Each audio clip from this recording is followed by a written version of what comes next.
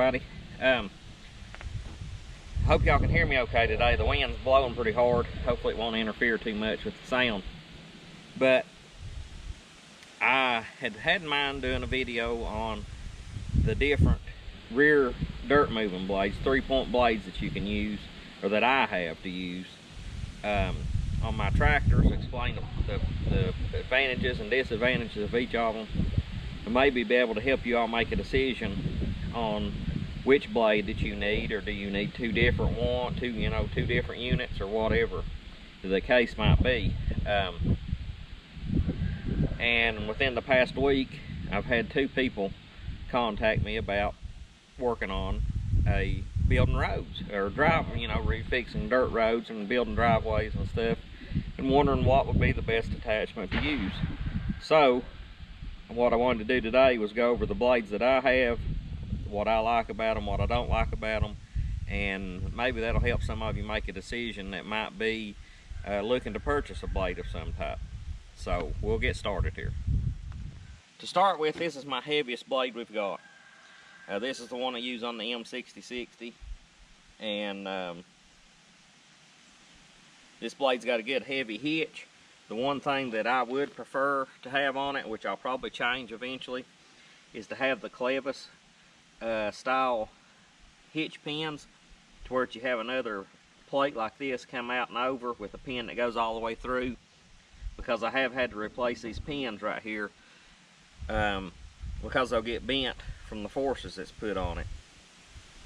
So if you can find one, if you got a big tractor and you want a good heavy hitch, you want to find one that's got the clevis style hookup right here with the pin, the separate pin that slides through, and your lift arm is in between the 2 plates. Kind of like this, it'd be just like this right here, except over there as well. I added this stand. You about have to make it easier to hook up a kickstand of some type, or set them on a block of wood or something, instead of letting them fall down on the ground. Also gonna make your attachment last longer if you have some type of a stand. But you can see this blade's got a good heavy reinforced hitch on it. Got gussets in every direction and things to help strengthen it. Now on the back side of the blade, and on the actual blade itself, of course you got your cutting edge on the front, but see these flanges that's on the top and bottom to help stiffen your blade end to end, with gussets welded in between those. That is very important if you're using a tractor, I'd say above 40 horsepower, especially if it's 4-wheel drive, is to have a good reinforced blade, because you get a lot of leverage out there on the end to where you can bend the blades. I've heard that happening a lot. One thing I like about this blade is this style angle adjustment, which is where you swing side to side. It's got a good positive lock on it. You're not going to break that most likely, versus a pin style. Same way up here for the tilt, or tilt it sideways. You got a good lock, same design. You just don't have as many adjustments on this blade as you would a pin style. Now, some advantages to being able to angle and tilt your blade is, if you're wanting to dig in an unlevel area and turn it into a level area, you can tilt that blade up to one side, which is going to get one side cutting deeper than the other to help cut you out a level spot to get started on if you're building a road, a flat pad, whatever it might be, which here where we live is very important. Another thing, you can tilt it up to one side. What I like to do is tilt it up to one side and turn it to where that it's rolling dirt out to cut ditches with, so that you turn that point in towards your tractor tire, you cut on that side with your blade angled out on the opposite side, so it rolls that dirt just up out of that ditch, kind of like a windrow. If you say you're raking hay, you're making a windrow. That's the same thing you're going to create with using this blade digging a ditch. And that point then, the way it's angled down into the dirt and back, it's going to cut really good. Your top link adjustment is very important on a 3-point blade. That's something we'll have to hook the tractors up and do in a separate video one day, is top link adjustments on a 3-point blade. You can turn these all the way around and push backwards as well. You can tilt them up as they're turned around. I've done that a lot cutting roads and stuff, and push backwards to get the road started out. Then once you get your level spot started, then you can level the blade back out and continue cutting whatever you're doing, whether it's a pad or flat pad or a road or whatever it might be. But angle and tilt, I would highly recommend if you're buying a blade, if you're going to do any dirt work. Another thing on this heavy duty blade that I like versus some is this thing rotates on a piece of pipe right here. You've got a small piece of pipe with a bigger piece over it and a plate welded to the end, and this shim right here welded on. That keeps your blade from moving back and forth this way, but it rotates on that pipe right there, and that's a lot better setup than having a swivel pin. Now this is the light duty blade. I bought this simply for the BX. You can tell the hitch part up here is not built as heavy. It's built pretty strong, but it's not nearly as heavy as this blade we just showed you. This style hitch pins is perfectly fine to use on a smaller tractor. Cat doesn't really help with the situation any, but they're pretty nice to have around if they're a good one. But the pins on this style for a small subcompact tractor, that's going to work fine. You're probably not going to bend them or tear them up. Now, with this blade, it's just the pin style adjustment. You pull that pin out to turn it and angle it. You've got several adjustment holes. There's 5 different holes. But as you can see, the moldboard part of the blade is not reinforced any. It does have the bends in it, which is good. That's one thing I liked about this blade versus some that I'd seen. Some had a straight up and down moldboard. This one had the bent and curved, which gives you your strength if you catch something end to end. Now the disadvantage to this blade is not being able to tilt it to where that you could dig a ditch with it or that type of thing. You can angle it, of course, or spin it all the way around. This type blade is good if you're just kind of reworking your driveway a little bit, as far as, you know, you don't need to clean your ditches out and that type of thing. You just want to pull your gravel back to the center, or scrape snow in the winter time, and maybe push a little dirt here and there. You know, kind of a basic blade that if you don't think you're going to use one much, you got a lighter weight tractor, this right here probably be the way to go.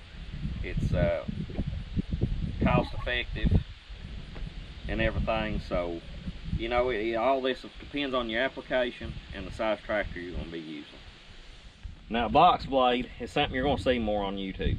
You don't see a whole lot of people using the 3-point angle blades like I just showed you to do dirt work and stuff with. Most people's using a box blade. I don't fully understand that concept, why you don't see the other style blade more, if it's people don't know how to use them or set them up right or what, but that would be my pick most likely. But anyways, you can tell on this that I've bent the hitch pins here already. It'd be nice to have the Zoe, I'm not here to pet you today. Try and make a video. It'd be nice to have the Clevis style hitch on this, on a box blade as well, on both sides. I do have the Scarfires took out on this one. I mean, I've got them. I just had them took out for what I was using it for last. The advantage to a box blade is if you're wanting to cut a lot of hard pack material and drag it into a different location. Let's say you've got a lot of ruts to fill in. You could take them rippers, bust that up, and then take the blade, drag it back and forth, and it would fill in them ruts.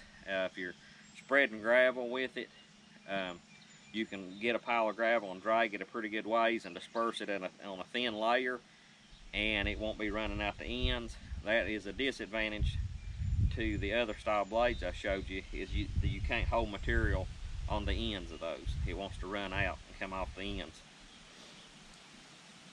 So this is good to break up ground with, to drag it to different locations that you might need it, or to spread out thin layers of dirt or gravel, for example, that you want to pull a pile from one place and just kind of spread it out on your driveway or whatever situation you might be using it for.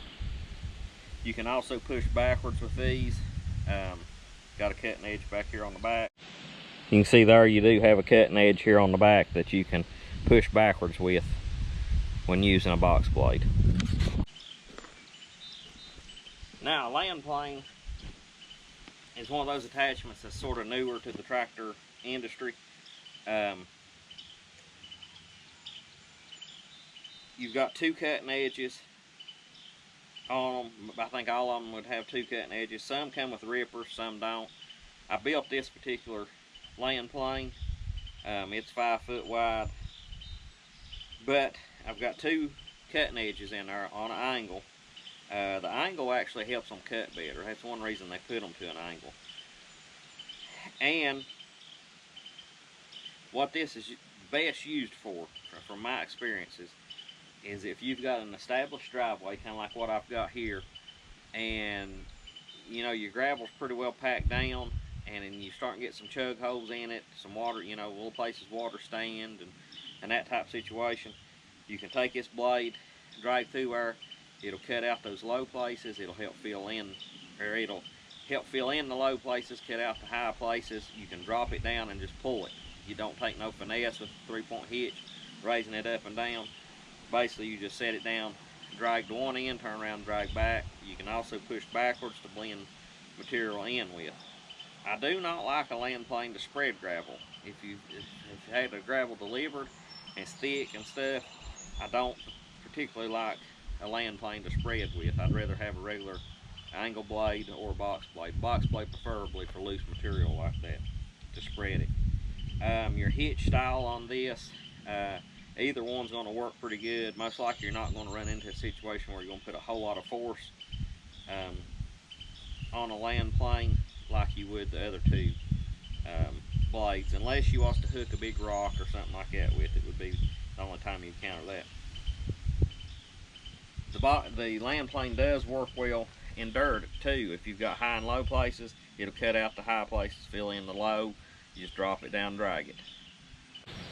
Now here's a little different style angle and tilt blade. This one also has an offset feature on it, which don't get used a whole lot, but there are times that that's pretty handy. This one angles and tilts with a pin to lock it. The only disadvantage to the pins is you can break them pins. I've broke them in the past. This swivel pin right here, I have broke it one time as well. Had it turned up digging a ditch, caught a rock, and busted this pin right here and had to get it replaced. So that's the reason I kind of don't like a swivel pin in one. And then this one angles or tilts with a pin right there, which gives you a few more adjustment holes than like the big blade, the heavy duty blade I showed you. Now with this offset feature, where that comes in handy, well, is if you wanted to clean out a ditch, you could swing this blade off to the side and not have to run your tractor down in the ditch. Another situation is, say you've got you're clearing a lot of snow and you get a pretty good berm build up on the side of your driveway. You can offset that thing to roll the snow on back off the edge of the driveway without having to run your tractor through that deep berm of snow. Okay, I've showed you 3 styles of rear blades, angle blades, 2 with angle and tilt, or 1 with angle and tilt, 1 with angle, tilt, and side shift, and 1 with just angle. I've also showed you a land plane and a box blade. Now, for me, an angle tilt blade, whether it's got the offset or not, that would be my #1 choice if I was going to just buy one. If I could have 2 of those, it would be an angle tilt blade along with a box blade. And then, of course, if you have a lot of driveway to maintain, eventually a land plane would be nice, but that would not be my first purchase for a rear blade, unless that's all you plan to do. If you plan to move snow, plan to move dirt, you plan to move gravel, get a rear angle tilt blade, because you can do all those with that blade You can't move snow with a box blade good. You can, but not good. So there's kind of a place for all of them, but I find that the angle tilt blade can do all those things basically. Once you learn how to set them up, adjust them, and use them. That's my opinion. You know, y'all might see things differently from your experiences and stuff. That's what I've used the most. That's what I've had the longest. I've done the most work with an angle tilt blade, and I just find, for me in our area, that's the one thing as far as dirt moving on the 3-point hitch I could not do without. But if you will, please like the video. If you didn't like the video, please give us a thumbs up anyways. If you haven't subscribed, please subscribe, and I hope to see you on the next one. Appreciate y'all watching. Hopefully it'll help somebody.